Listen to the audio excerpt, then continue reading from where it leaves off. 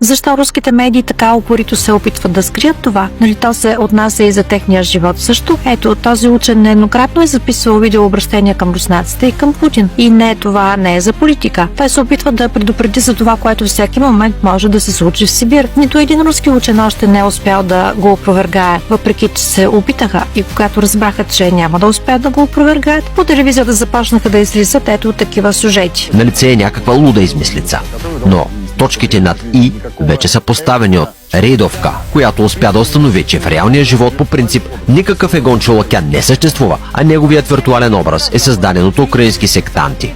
Разследването показа, че личност със съответстващата биография на доктор на науките не съществува. Експерти наричат дипфейка, създаден от сектантите, една от най-стънчените цифрови манипулации в историята.